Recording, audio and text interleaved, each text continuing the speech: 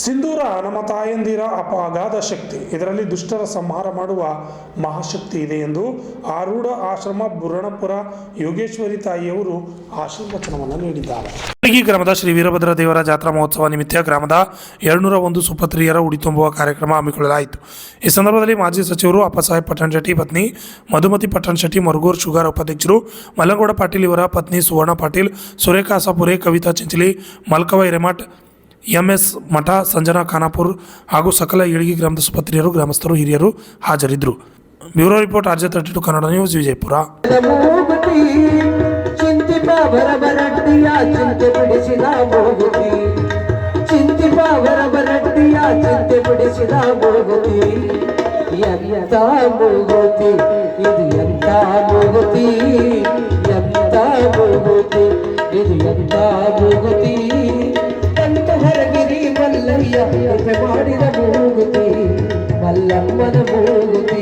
ಕಲಾವಿದರು ನಮ್ಮ ಶಿವರುದ್ರೆಯ ಗವಾಯಿಗಳಲ್ಲಿ ಶರಣೆಂದು, ತಬಲಾಜಿಯವರಲ್ಲಿ ಶರಣೆನ್ನುತ್ತೆ.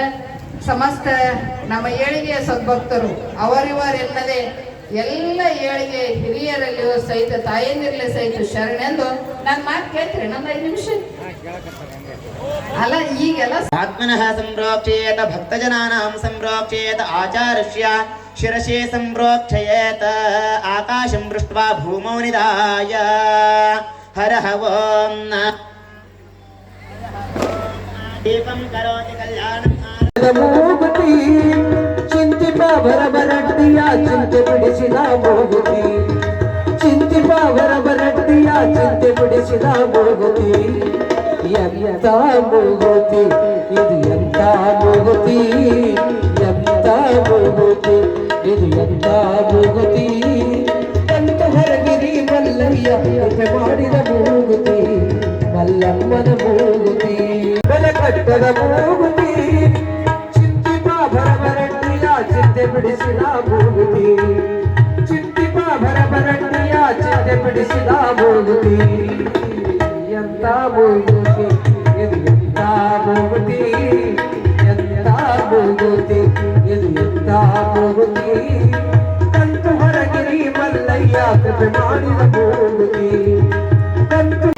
ಶ್ರೀ ಶಿವರುದ್ರಯ್ಯ ಗವಾಯಿಗಳವರು ಬಹು ಸುಂದರವಾದ ಗೀತೆ.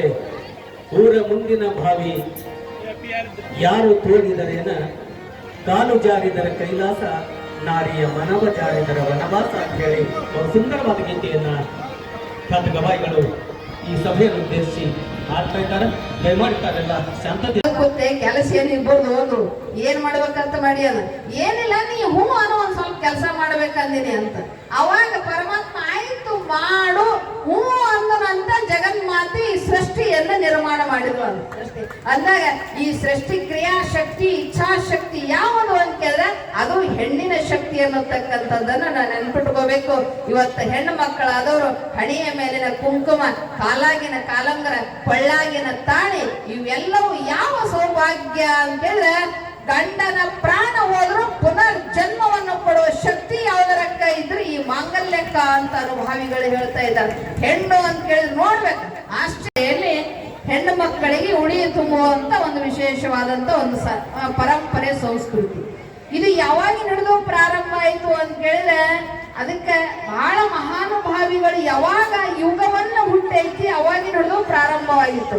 ಯಾವಾಗ ಪಾರ್ವತಿ ಪರಮಾತ್ಮನ ತೊಡಿಯನ್ನ ಏರಿದಳಲ್ಲ ಅವಾಗ ಸೌಭಾಗ್ಯವತಿ ಅನ್ನತಕ್ಕಂತ ನಾಮಕರಣವನ್ನು ನಮ್ಮ ದೇಶದಲ್ಲಿ ಬಂತು. ಅಂದಾಗ ಇವತ್ತ ಹೆಣ್ಣು ಮಗಳು ಯಾವ ಅವತಾರ ಅಂತ ಕೇಳಿದ್ರೆ ಮಹಾಲಕ್ಷ್ಮಿ ಹೌದು, ಮಹಾಕಾಳಿ ಹೌದು, ಮಹಾ ಸರಸ್ವತಿ ಹೌದು, ಮಹಾದುರ್ಗಿ ಹೌದು, ಅನ್ನಪೂರ್ಣೇಶ್ವರಿ ಹೌದು.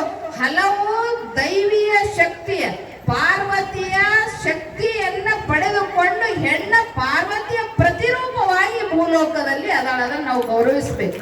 ಆತ್ಮನಃ ಸಂಪ್ರೋಕ್ಷೇತ ಭಕ್ತಜನಾನಾಂ ಸಂಪ್ರೋಕ್ಷೇತ ಆಚಾರ್ಯ ಶಿರಸೇ ಸಂಪ್ರೋಕ್ಷಯೇತ ಆಕಾಶಂ ದೃಷ್ಟ್ವಾ ಭೂಮೌ ನಿಧಾಯ ಹರಃ ಓಂ ದೀಪಂ ಕರೋತಿ ಕಲ್ಯಾಣಂ